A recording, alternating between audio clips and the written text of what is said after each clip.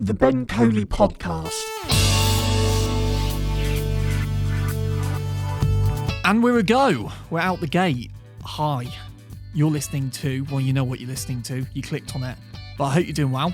I'm here to chat to you about some of my favourite unsigned artists at the moment. This is episode 17 and genuinely probably one of my favourite episodes just because the quality of the music you're going to hear today is just absolutely unbelievable.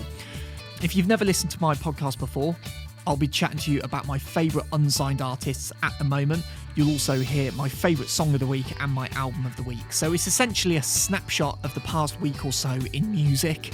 And if you're like me and you love all sorts of different genres, all sorts of different artists, you don't like to pigeonhole yourself too much, then this will be great for you because it's a little kind of pit stop where you can touch base with some different sounds and collect some new tunes for your library.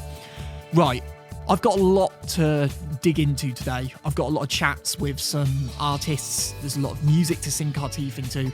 So I'm going to try and get all the formalities out of the way as quickly as I can. If you've got any suggestions for any future episodes, please hit me up on the Ben Coley Podcast at gmail.com, or you can get in touch with me on my socials at BenColey97 on Twitter or _Ben Coley on Instagram. In terms of copyright, all of the unsigned artists have been contacted and they've informed me that they are the sole copyright holders of their music. Basically, I've got permission to plug their stuff. Also, all of the links to all of the artists you're going to hear today are down in the description. Lastly, please leave a review, leave a rating. Also, I'd love it if you could download and share as well. That would mean a lot. Also, shout out to my friends at Indie Central Music. You can be at the very forefront of discovering new music with indiecentralmusic.com. They unearth some of the hottest indie and alternative talent around through really insightful interviews, amazing feature interviews as well. They'll do longer feature interviews, and they put together specially curated Spotify playlists. And these are guys that really know what they're talking about. So particularly if you love your indie music, Indie Central Music are a great platform to go to, a real trusted source. Also, check them out on their social media, Facebook, Instagram and Twitter by searching Indie Central Music.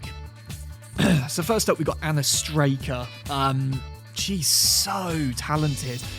And she's not just talented because she writes good songs. Obviously, that's probably the main thing you'd look for. But she's got all the trimmings to go with it. She's got the full, I hate this word, but she's got the full package. She's got the aesthetic. She's got the production behind all of her stuff. She's also got a fantastic live presence. She puts a lot of effort into what she's doing on stage when she's performing for people. She's been around since about 2016 when she first started releasing music, and that was after breaking away from being a backing singer. And she's just absolutely crushing it now. She's been gigging loads, well, not recently, but she has been gigging loads around London.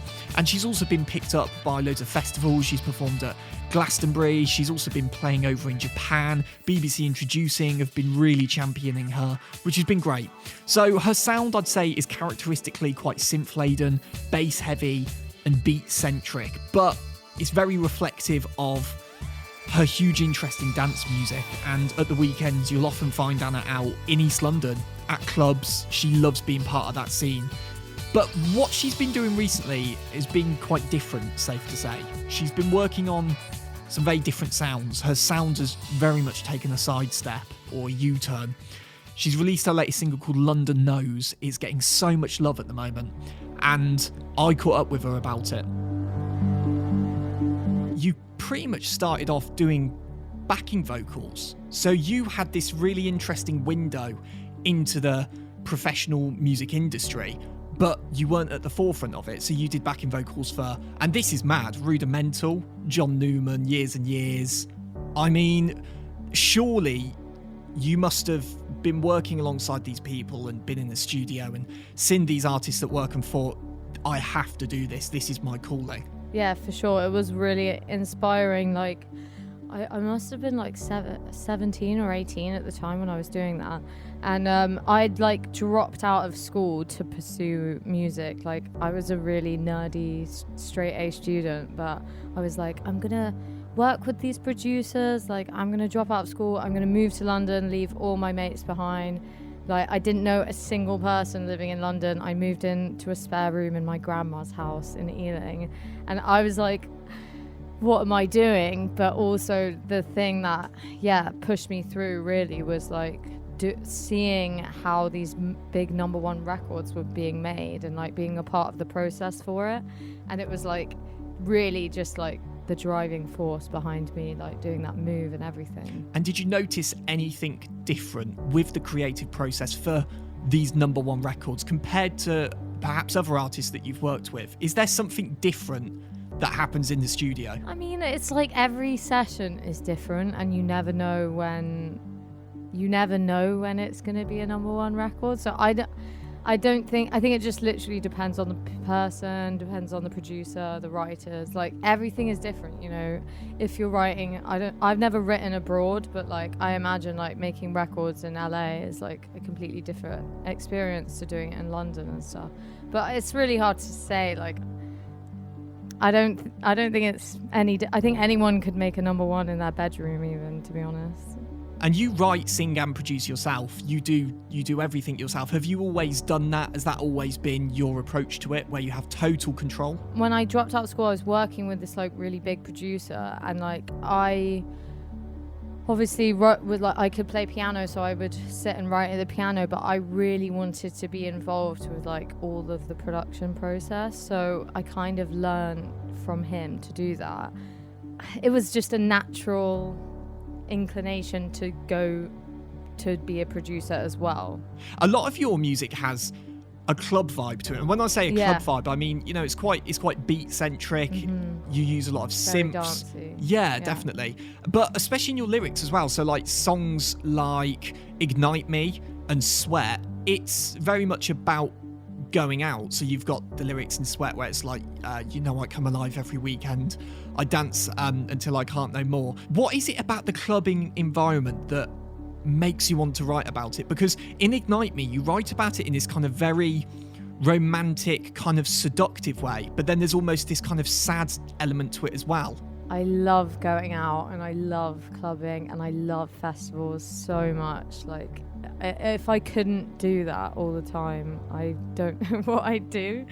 But I don't know what it is. Like, when I moved to London, I'd never really gone clubbing before. Like, I used to live in Lincoln and the clubs there were so rubbish. So I moved to London, never really had gone out, and like I met my boyfriend, who is like mad about clubbing, started going out and was like, oh my god, I see why you're so obsessed with it. Like the feeling I get like walking into a nightclub like gives me goosebumps sometimes. I just love like loud music, escaping reality, and like I find even the gross bits of it beautiful. Like that's kind of what Sweat's about. It's like even how it's like the floor's sticky and sweat the walls dripping off the ceiling. Yeah, exactly. Like I think that's really sexy and cool, and it's almost this kind of sensory overload as well, which I can see that you're trying to bring that to your music, because especially with your aesthetic as well, it's a lot of vibrant colours. You've got this colour palette of like pink and purple. And that's obviously a very conscious decision, even as far as your music videos. All your music videos are very highly choreographed. So when was it that you decided to really incorporate your aesthetic into your music? Yeah, I guess like, you know, I've always been a really visual person. Like I love music videos just as much as I love like tracks from other artists. But I think like, you know, as the years go on, as I'm making more music, I literally write a song and be like, oh, I know what the video is going to be for it, like while it's not even finished. Sometimes I prefer, like, honestly, being on a video shoot set. Like the feeling I get from that is sometimes like better than playing a gig sometimes. But I think it's just expressing yourself in another way. For sure.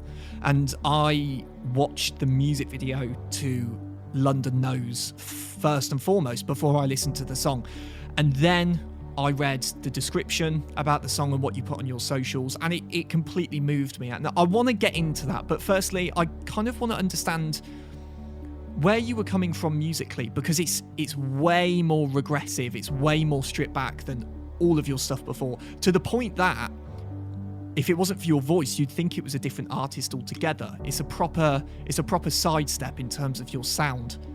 So what was your approach and process to writing that? I think, like, you know, I write songs every day in so many different genres. Like, one day I'll write a piano ballad, the next day I'm writing sweat, and then the next day I'll write a dance hall song.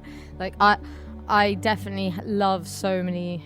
Like, Ignite Me again is a different genre to everything else, really.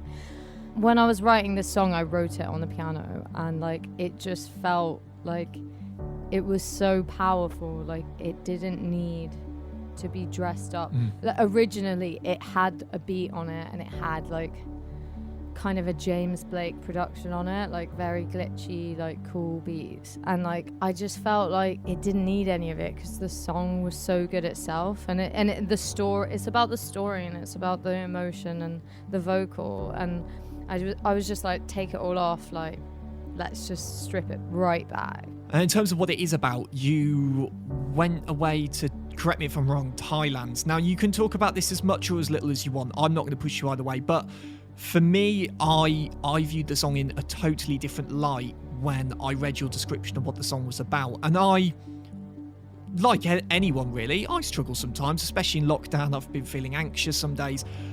But it's when you read stories like the one you put on your social media, and it puts a lot into perspective, and I can't even begin to imagine what you went through and how you kind of bounced back from that. I've never experienced anything that traumatic myself.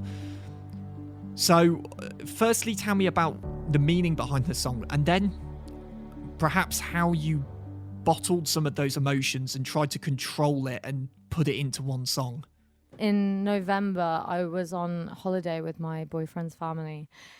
And on the last night, we were in Bangkok, and we went out with a couple mates who were there, and like we got stupidly drunk, went to this like tiny little techno club in Bangkok, and like I went to the toilet, and then the next minute it's like fully blackout, and like I just wake up, and like I'm in a van with a load of men, and I literally am on so many drugs that like I'm on so many drugs that I didn't even realize what was going on was like a bad thing. Like, I just totally accepted it. I had no idea who I was, where I was. Like, I was just like a robot puppet thing. And then, like, you know, it's so blurry. I managed to escape, run into a hotel, and then I'm thinking like I'm trapped in this hotel. And the hotel guys are trying to help me, and they're trying to like, who are you? What's your name? Write your name down. What's your number? Where are you from? And I literally can't remember. I was so I had no control over anything at this point, but to the point where it was so bad that I didn't actually realize like anything bad was going on, which was maybe a blessing in disguise. I don't know, but eventually I end up at a police station, and like after a few hours I finally start remembering stuff, and I remembered my hotel name and blah blah blah.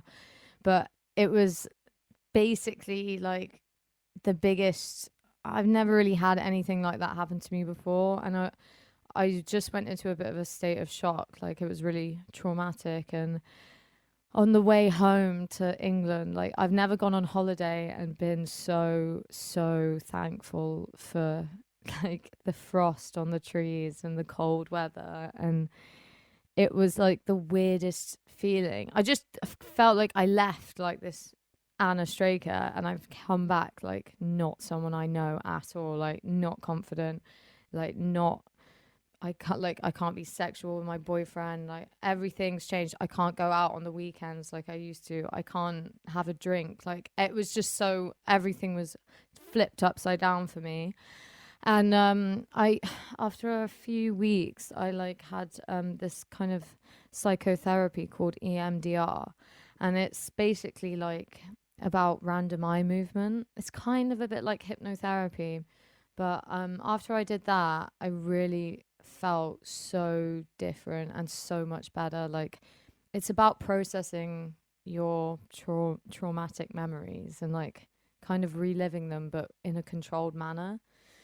And after that, like, things that triggered me like really didn't anymore. So then at that point, I just really wanted to write about it.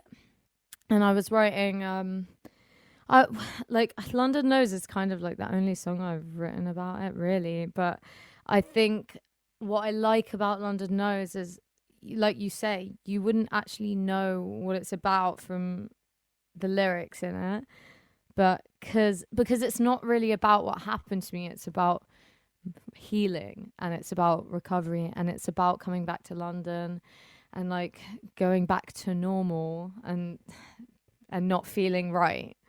So I think that's why loads of people are connecting to it as well, because of this pandemic. Like, we're only just kind of going back to normal, quote unquote, and it's like, is this normal? Do I feel right? Like, am I gonna be okay? I don't really know. It's like this uncertainty of recovery that it's really about. London, are you waiting for me? Summer, save a little for me. Peaceful sleep at night, I'm coming for you. 'Cause I've been doing everything I can to get back home. But I don't know how long until I'm ready. Baby, while I'm gone, so you won't forget me. Where will I go? London knows. Who will I be? London knows. When will this end? Will I be myself again? 'Cause I'm coming home. I'm coming home.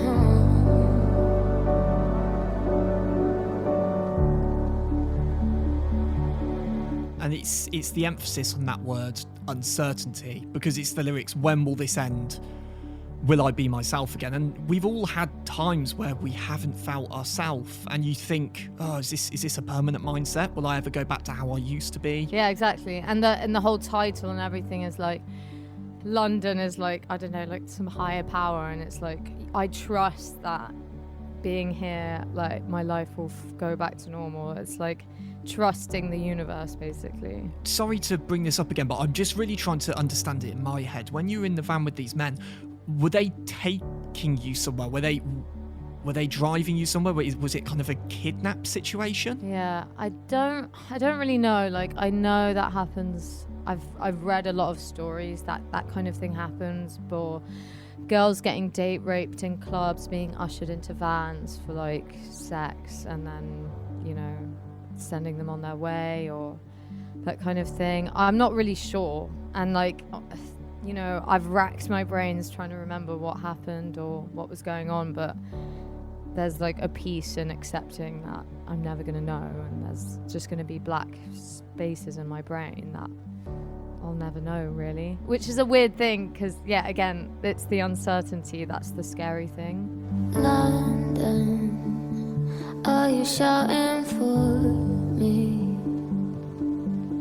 Just keep me in your sunrise every morning. You're so beautiful, even when I'm crawling home. And I've been trying everything I can to be normal. But I don't know how long until I'm ready.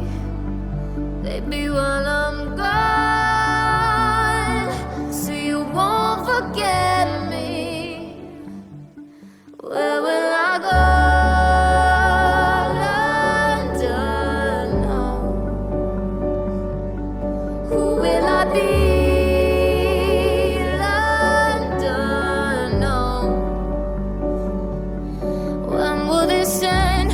Will I be myself again? 'Cause I'm coming home. I'm coming home. 'Cause I'm coming home. I'm coming home. I'm coming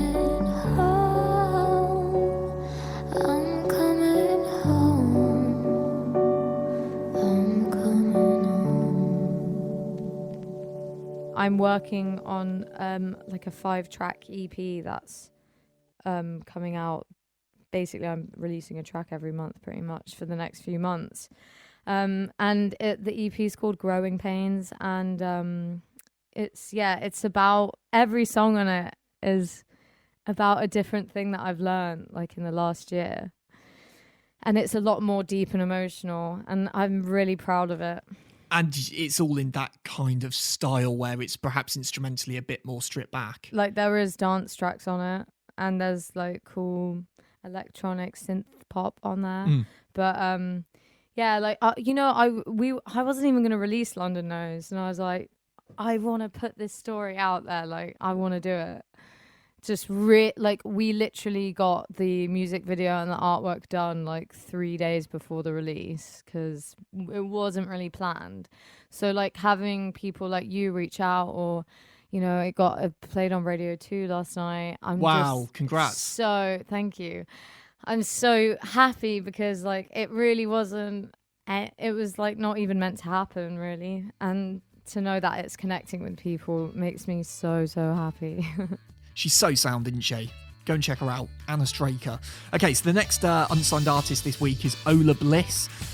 And I discovered Òlah Bliss on a kind of curated Spotify playlist. I think it was like a hip hop or it was a pop Spotify playlist I stumbled across. And I just literally stumbled into Òlah's music. And straight away, I was hooked in. And I guess the reason why is because Òlah doesn't just write amazing songs, but she really puts a spotlight on the complexities of relationships. You get a lot of people writing love songs, I suppose, all the time. Love is great or love is bad, but you don't get many people that kind of sit somewhere in the middle and say, love is great, but here's where all the complexities are, and here's where I'm finding there to be difficulties in my relationship. So she touches on themes of infidelity, lust, awkward situations that you may encounter with a partner. So it's really relatable, liberating pop music, but it's got this real streak of rebelliousness as well. I should have mentioned actually that Òlah's a London-based Polish singer-songwriter, so she grew up in Poland and then moved over to London around the age of 16. So I chatted to Òlah after the release of her latest single that you're going to hear today called We Only Live Once. And we started off by chatting, obviously, sign of the times, all things lockdown. Everything just kind of stopped, and I was like, oh my God. I was literally like running around doing so many things at once. It's really nice to just stop and feel like, oh my God, like everything could be taken away at any time, and even not seeing people. I think the third month I was just like, I can't do this no more. I fell off my routines, I didn't stop exercising, and I just felt really bad. So I'm slowly, like this week, it's only this week actually, past 3 days, that I've been working out and eating well and trying to build a new routine, I think something I found for myself as well is that I'm someone that's quite hard on myself. I'm quite a perfectionist. I kind of push myself, and I'm always wanting the best out of myself. But I think with everything going on now and with lockdown and isolation and all the rest of it, we can't be too hard on ourselves. If we're having a bit of an off time where we're not being as productive or we're not being as motivated, that's not a bad thing. I feel like we're all in the same boat, and this is a time that we should be a little bit easier on ourselves and just think, do you know what? Times are tricky at the moment. Don't push yourself too much. I agree. I do agree. There's come a time when I was just like, yo, just relax. It's okay. Like, you don't need to be doing all of this right now. It's difficult, Even like getting anxiety, going outside was just super hard. It probably freaked me out, Exactly. You've just got to kind of take a step back and just see the situation for what it is a little bit. I really want to get into your music and start talking about that, but I feel like I want to go right back to the start because I want my listeners to understand you as an artist from your roots. So you've really only been releasing music for kind of the past few years. From what I've seen online, it's only sort of been since sort of 2017, 2018 that I've seen music of yours released. But you kind of have an interesting background because you come from like a musical education background. You graduated with a Bachelor of Honours in Commercial Music in London, but you were born in Poland. So I think it might be important to start there. So talk to me about your life growing up in Poland and essentially what music you were brought up on and what the music scene was like over there. I guess growing up in Poland was different to what my life is now. You know, music isn't something that people were doing, you know? It's not like a go-to thing, oh, hey, I'm going to be a musician. It's not like that. There aren't any, like, opportunities. So I sang with, like, old school performances and, like, any festivals that were happening around my town. I did jazz events. Like, I've always been singing, you know? I must have been about 13 or so. And I got involved with this hip-hop group. They were much, much, much older than me. But because I was literally like the only singer that people knew about, obviously, so they asked me to make music with them. And maybe because they were so much older than me, I started appreciating good music from early, you know? So, for instance, they were listening to Erykah Badu, Macy Gray, even Coley, Bjork, loads of artists that were just very, very talented and very special. Not so much commercial, I would say, but very special. I mean, Lauryn Hill, even Eminem, actually. I grew up listening to Eminem. And from there, I guess I just told my mom one day, I was like, yo, I'm going to quit college. So I dropped out of college. I was 16. And I told her that I'm going to go to England. And she was just like, oh, you're crazy, going anywhere. I was like, listen, this is important. I want to sing, And, my mom is very open-minded. She just kind of let me do that. So I moved here. I couldn't speak any English, so it took some time. I didn't become a superstar straight away, as I would have hoped for, But obviously, life happened. And, I needed to learn English, and that's where I got accepted to the first music college. Yeah, and around that time, I think I started releasing music when a couple of years after I moved to London. It's 6 a.m., that's not my bed. Around my clothes, my hair's a mess. You're really cute, it's such a shame. I don't remember your fucking name. Am I just leaving, don't make a sound? Order an Uber, don't say goodbye. Can we just pretend this never happened? Let's forget it all and send it back in. Ooh, it was a late night with too much champagne. Ooh, you hit the shit good, I got love on my brain. Ooh, my boyfriend's at home, what the fuck should I say? I made a mistake, we only live once and you never know what's gonna happen. No, if I could have any other way, I'll be here today. If only I would've known that love is complicated, I would've found another way. I made a mistake, we only live once and you never know what's gonna happen. And you were saying that not many other people were doing what you were doing in Poland. Did you have a lot of doubters? Did you have a lot of people saying to you, what are you doing? And did that ever cast a shadow of doubt in your mind? Listen, oh my gosh, I remember having a leaving party with my friends, they were like, oh, you're going? And I will never forget that one of my friends, we were really, really close, he came up to me and he said, oh yeah, I understand you have big dreams and stuff, but I give you about 2 months and you'll be back. This is where you belong. And I was like, nah, I'm not doing that. You're crazy. It's not a common thing to do to have such big dreams.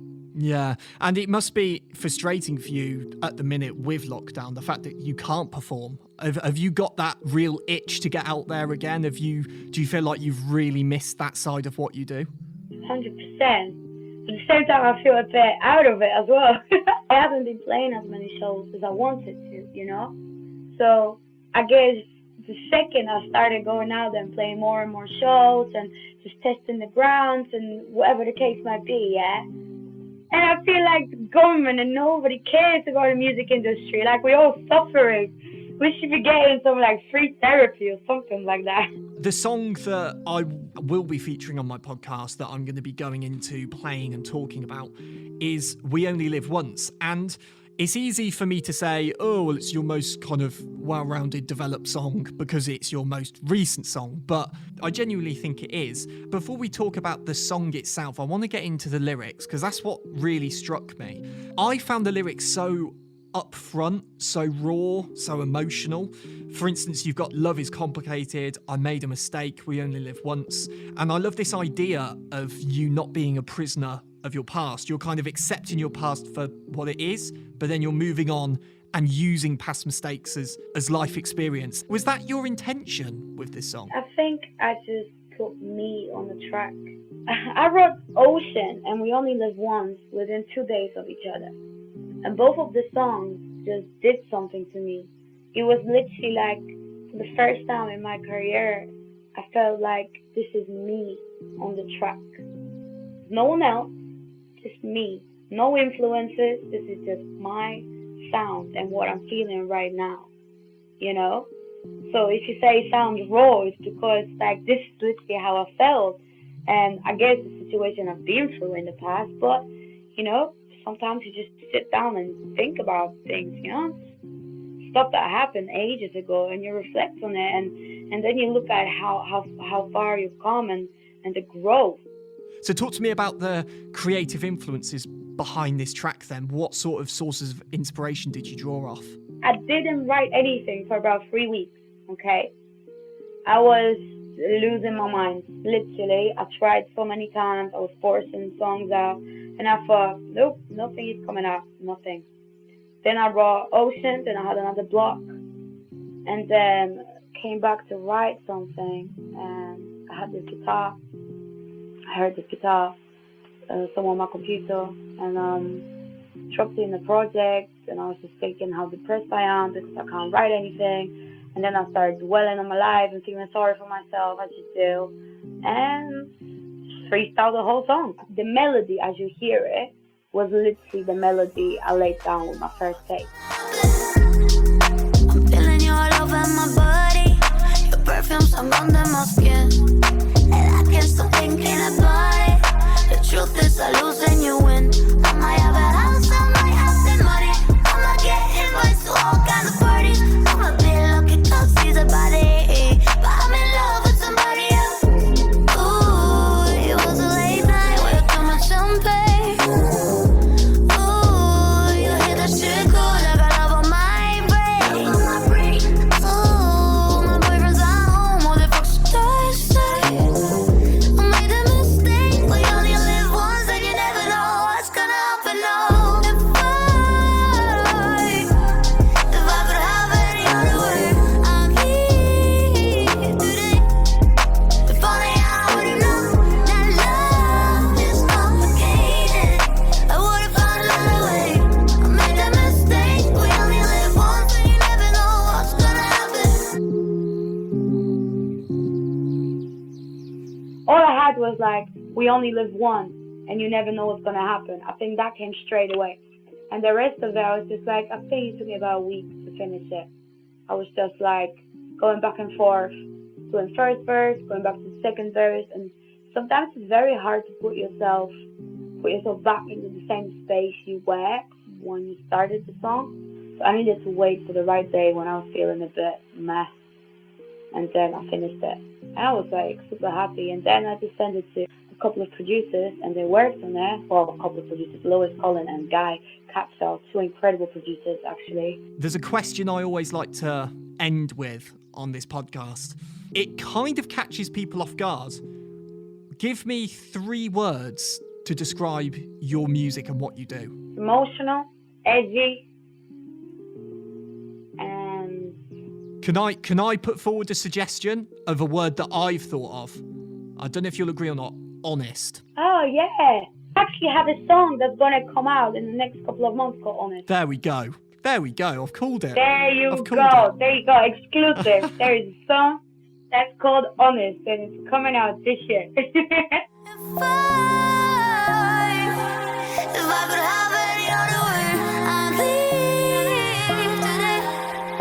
If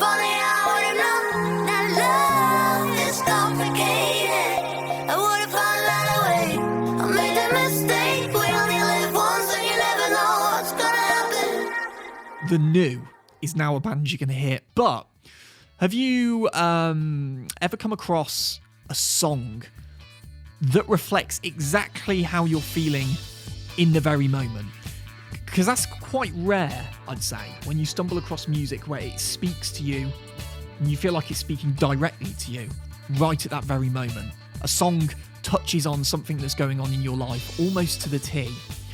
Well, The New is an artist that's doing exactly that. The New is incorporating a lot of futuristic electronic sounds into what I'd call soundscape music, really. He's from Birmingham, and he's also known as Darius Zoltash. So The New is an artist, I would say, worthy of anyone's attention, to be honest. The New is an artist that is just daring to be bold, daring to stand out and be a little bit different. And The New also draws off his contemporaries like In Excess and Jane's Addiction, but he kind of tweaks his sonic soundscape recipes just enough to stand out, just enough for his music to be a little bit of a breath of fresh air in amongst what is already a pretty saturated genre. The New has also been nominated for 4 awards at the 2020 Birmingham Music Awards, and he's had a load of love from BBC Introducing in the West Midlands. So the track you're going to hear that I'm about to play for you is called One Life, and it captures the zeitgeist of the current day, I'd say. It is the most sign of the times song I've probably heard all lockdown. So let's get straight into it. The New, One Life, starts off with these marching snare drums, these really forlorn, beautiful piano chords, and these distant vocals. But pay attention to what the vocals are actually talking about. Hey guys, it's Darius from The New here. Thank you for listening to my track One Life. One Life is a song that came from the powerlessness that I feel a lot of people, including myself, felt at the very start of lockdown. Yeah, it was sort of like this massive thing. I couldn't really get my head around that. We just like that the whole world had just come to a halt. And yeah, the song was sort of my way of dealing with it. Like I felt inspired by like the NHS and all the key workers. At the same time, I was getting frustrated about like people really just like not caring about the sort of like rules that were put in place at all. Basically, me trying to get my head around the whole situation in a sort of musical format. It's like I always go to music for therapy. This track is no different. So yeah, I hope you guys enjoyed listening to it as much as I enjoyed making it. Trying to be a twisted fantasy where glimpses come to me, all these things I love, all these things I love.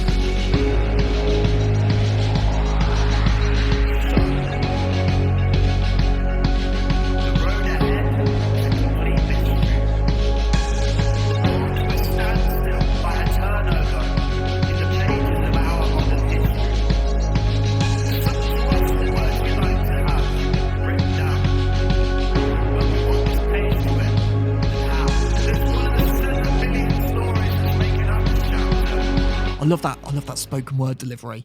And it's those lyrics. So the road ahead is a complete mystery, brought to a standstill by a turnover in the pages of our modern history. It's literally poetry that isn't just being delivered in a melody, it's actually being delivered in this spoken word passage. The delivery of these words could not be more direct, but I love that because I'm listening to this and I feel like Darius is literally talking to me.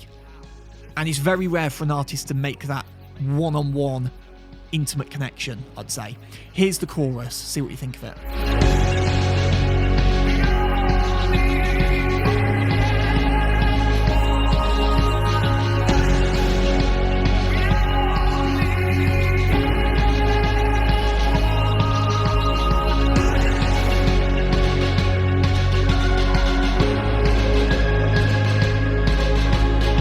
I like his vocals as well. I like it when he switches up from his spoken word delivery into those soaring melodies in that chorus. And it's quite a brash style of delivery. Kind of reminds me of Brandon Flowers a little bit, actually. And I love those staccato strings that come in. Dun, dun, dun, dun, dun, dun, dun, dun, dun. Very euphoric. And it just gives the track so much more energy as well. I'm going to let One Life play out for you a little bit now, just because I want you to really get the message, I suppose. And I want you to pay particular attention to the lyrics, obviously, because, Darius goes in now. He goes in. But check out the increasingly intense synth passages that come in as well. There's so much momentum that builds up, and there's so much power in the instrumental.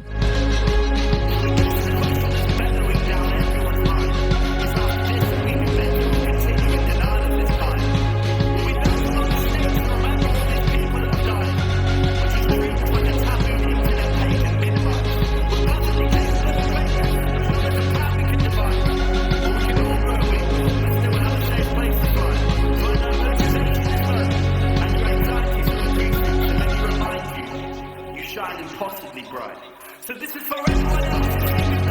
That's the time. For anyone on their own right now, diagnosed and petrified. For the doctors and nurses that are taking countless lives.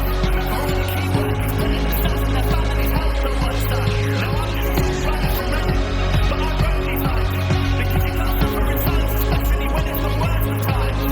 So when the death curve goes up, the bombs are falling from the sky. For your own safety, could you please stay the fuck inside?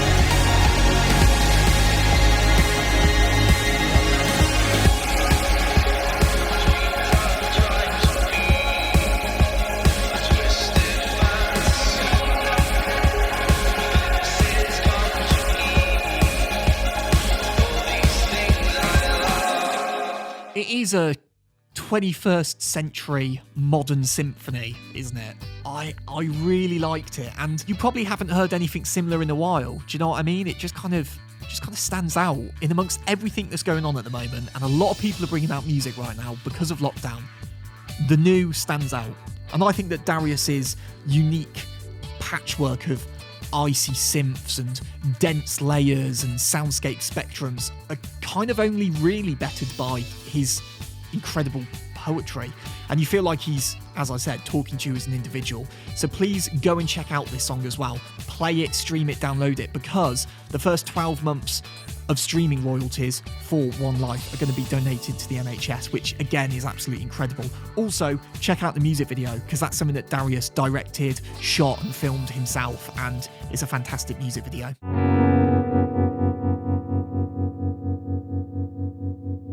I'm very quickly going to touch on my album and song of the week. Album of the week has to be Taylor Swift, Folklore.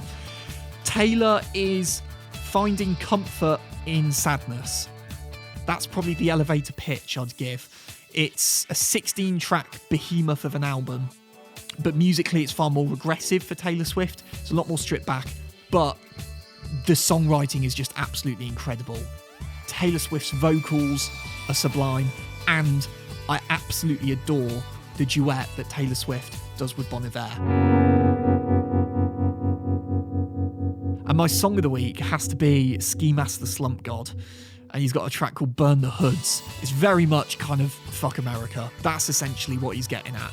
It's exactly what you'd expect from Ski Mask. If you've never listened to him before, he has so much charisma and personality, a very unique vocal delivery, razor-sharp verses, a lot of fantastic lyricism, but also his lyrics are quite tongue-in-cheek. He doesn't take himself too seriously, but he just goes really, really hard over these incredibly sick beats. So you can't really go too wrong with Ski Mask the Slump God.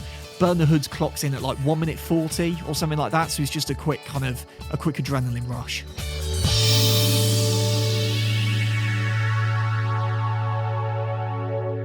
I don't know whether or not you listen to 5 minutes or 10 minutes or the whole thing, but the fact that you've clicked on it and given it a listen means a lot. And all that I'm wanting you to do really is perhaps leave a review, but better still, go and check out some of the amazing artists that I've featured today. Show them some love. Maybe if they're gigging sometime towards the end of the year or next year, go and show them some support as well. The Ben Coley Podcast.